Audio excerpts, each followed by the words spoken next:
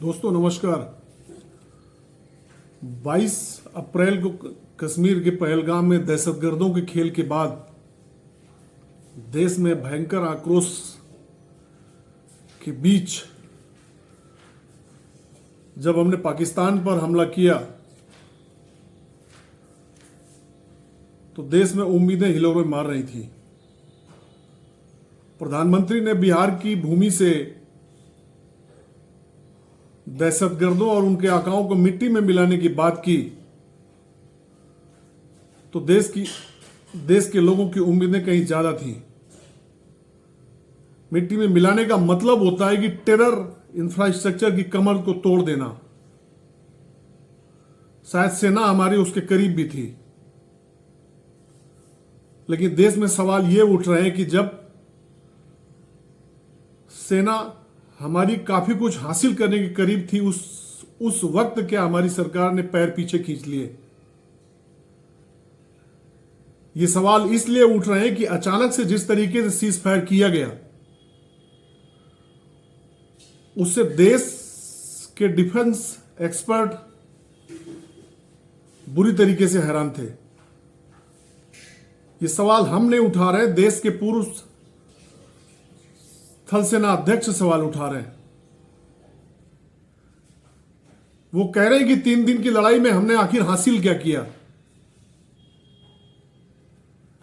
जिस तरीके से सीज फायर का ऐलान अमेरिका से किया गया उससे सवाल और गहरे हुए।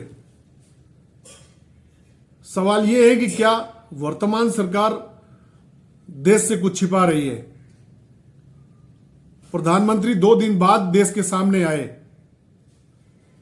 लेकिन सवाल यह है कि क्या प्रधानमंत्री ने आते आते बहुत देर कर दी। इन 2 दिनों में पाकिस्तान में जश्न मनाए जा रहे थे। जीत की खुशी में पाकिस्तान की सेना पर वहां के लोग फूलों की बारिश कर रहे थे। प्रेस कॉन्फ्रेंस पाकिस्तान में भी हो रही थी। इन 2 दिनों में प्रेस कॉन्फ्रेंस भारत में भी हो रही थी। करीब करीब दोनों तरफ कट पेस्ट जैसी स्थितियां थी। एक जैसी बातें पाकिस्तान के दावे में भी कही जा रही थी और वही बातें हमारी तरफ से भी कही जा रही थी। हालांकि पाकिस्तान का जिस तरह का कैरेक्टर है हम उस पर यकीन नहीं कर सकते,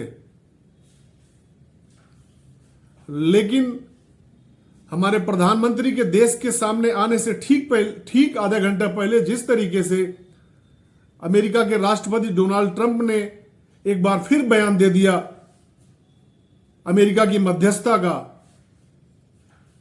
उससे बड़ी अजीब स्थिति पैदा हो गई।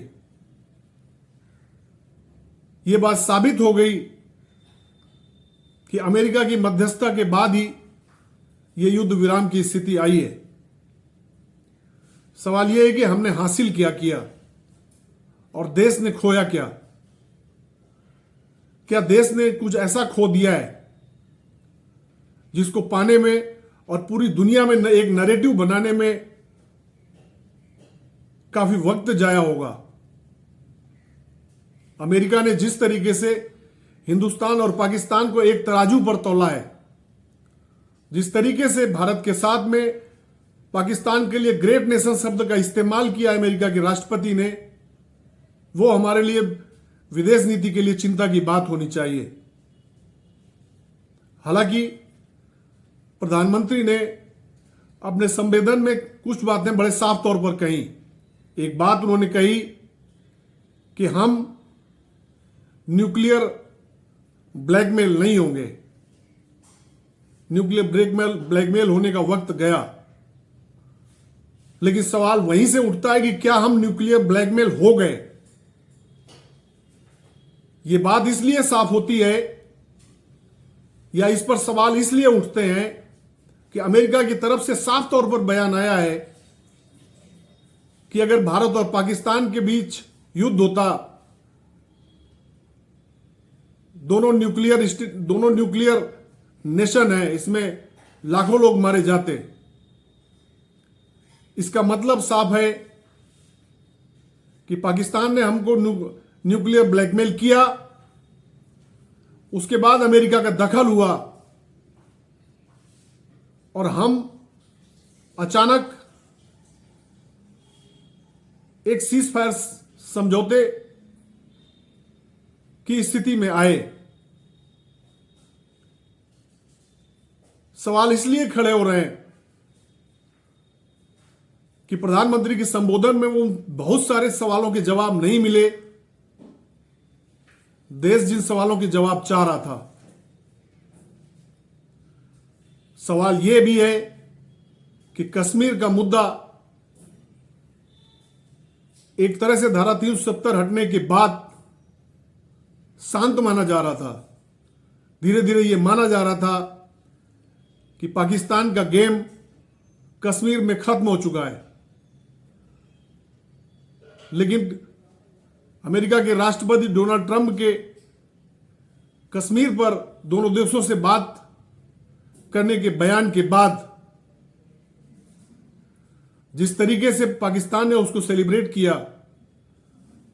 और जिस तरीके से पूरी दुनिया ने उसको देखा, उसके बाद यह माना जा रहा है कि कश्मीर का सवाल पाकिस्तान दुनिया में जिंदा करने में सफल हो गया है। सवाल हमारी विदेश नीति पर बहुत गहरे हैं, जिनके जवाब नहीं है।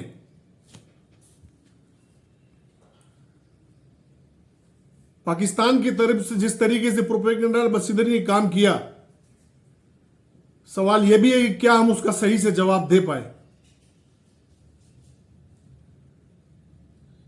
एक तरफ हम विश्वगुरु बनने की राह पर थे, हम अपने आप को ग्लोबल इकोनॉमिक पावर की तरह पेश कर रहे थे। हम दुनिया की 5वीं सबसे बड़ी अर्थव्यवस्था है, तीसरी बनने की तरफ कदम बढ़ा चुके हैं। उस स्थिति में पिछले घटनाक्रम के बाद जिस तरीके से पूरी दुनिया ने भारत और पाकिस्तान पर एक तराजू, एक नजरिए से देखने की कोशिश की है, या जिस तरीके से भारत और पाकिस्तान को एक नजरिए से देखा गया है, उससे क्या हमारी भारतीय विदेश नीति को चोट पहुंची है। सवाल तो हैं, फिलहाल जिनके जवाब नहीं है। इंतजार करना होगा आने वाले वक्त का। शुक्रिया।